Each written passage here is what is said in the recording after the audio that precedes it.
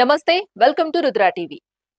ఏపీలో ప్రొఫెసర్ నాగేశ్వర్పై నమోదైన అక్రమ కేసులను వెంటనే ఉపసంహరించుకోవాలని పలువురు వక్తలు డిమాండ్ చేశారు. లేకపోతే AP CM Chandrababu, deputy CM Pawan కళ్యాణ్లను తెలంగాణలో అడుగు పెట్టనివ్వబోమని హెచ్చరించారు. తెలంగాణ క్రాంతిదళ ఆధ్వర్యంలో ఆ సంస్థ వ్యవస్థాపకుడు డాక్టర్ పృథ్వీరాజ్ యాదవ్ అధ్యక్షతన నిర్వహించిన తెలంగాణ గొంతులపై ఆంధ్ర ఇనుప బూట్లు ఇంకెంతకాలం అనే రౌండ్ టేబుల్ సమావేశంలో పలువురు సామాజికవేత్తలు, జర్నలిస్టులు, ఉద్యమకారులు పాల్గొని తీవ్ర స్థాయిలో స్పందించారు. ఈ సందర్భంగా మాట్లాడిన ప్రొఫెసర్ నాగేశ్వర్ తనపై పెట్టిన కేసులు చూస్తే నవ్వొస్తోంది అన్నారు. నేను కులచిచ్చు పెట్టానట, ప్రాంతీయ విద్వేషాలు రెచ్చగొట్టానట, ప్రజల జీవితాలను అల్లకల్లోలం చేయాలనుకున్నానట, కేసుల్లో ఉన్న ఆరోపణలు చూస్తుంటే హాస్యాస్పదంగా ఉన్నాయి అని వ్యాఖ్యానించారు. ప్రజాస్వామ్యంలో ప్రశ్నించే హక్కు ప్రతి ఒక్కరికి ఉంటుందని, ఆ హక్కును అణగదొక్కేందుకే తనపై కేసులు పెట్టారని ఆరోపించారు. విశాఖ రైల్వే జోన్ విషయంలో కేంద్రం మోసం చేసిందని, మచిలీపట్నం ఆయిల్ గ్యాస్ నిక్షేపాలను ప్రైవేట్ కంపెనీలకు అప్పగించారని, ఈ అంశాలపై మాట్లాడినందుకే తనను టార్గెట్ చేశారని అన్నారు. తెలంగాణ వారు ఆంధ్రప్రదేశ్ గురించి ఎందుకు మాట్లాడతారని పవన్ కళ్యాణ్ ప్రశ్నించడం బాధాకరమని, దేశంలో ఎక్కడైనా ప్రజా సమస్యలపై స్పందించే హక్కు అందరికీ ఉంటుందని నాగేశ్వర్ స్పష్టం చేశారు. ఏంటా కేసులు?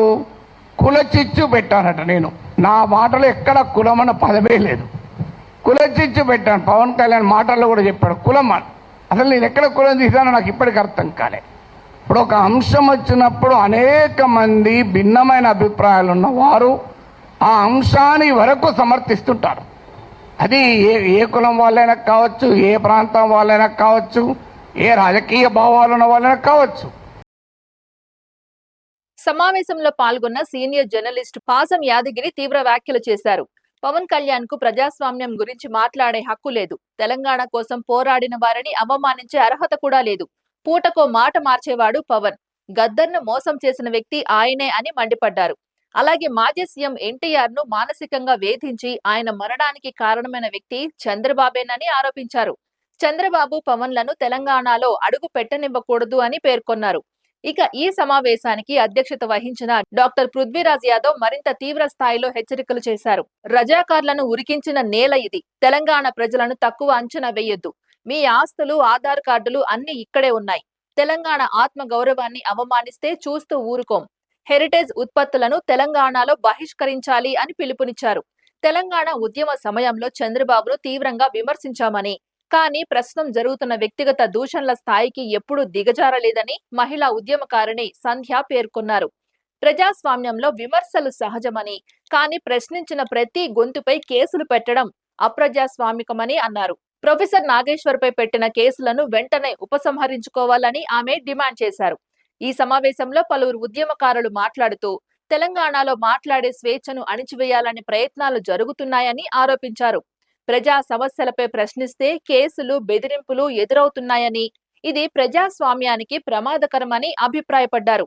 తెలంగాణ ఉద్యమ స్ఫూర్తిని మళ్లీ గుర్తు చేసుకోవాల్సిన సమయం వచ్చిందని, తెలంగాణ గౌరవాన్ని దెబ్బతీసే ప్రయత్నాలను ప్రజలంతా ఐక్యంగా తిప్పికొట్టాలని పిలుపునిచ్చారు.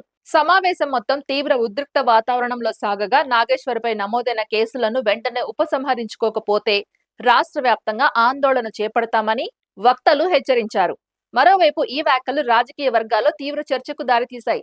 తెలంగాణ, ఆంధ్ర రాజకీయాల మధ్య మరోసారి ప్రాంతీయ ఉద్రిక్తతలు రాజుకునే పరిస్థితులు కనిపిస్తున్నాయనే అభిప్రాయాలు వ్యక్తమవుతున్నాయి.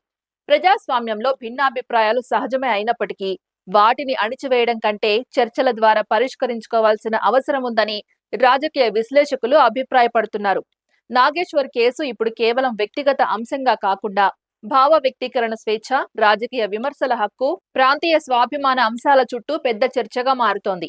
ఈ పరిణామాలు రాబోయే రోజుల్లో తెలంగాణ, ఆంధ్రప్రదేశ్ రాజకీయాల్లో మరింత వేడిని పెంచే అవకాశం ఉందని పరిశీలకులు భావిస్తున్నారు. ఇది ఇవాల్టి అప్డేట్. మరో అప్డేట్ తో మళ్ళీ కలుద్దాం. అంతవరకు చూస్తూనే ఉండండి రుద్రా టీవీ.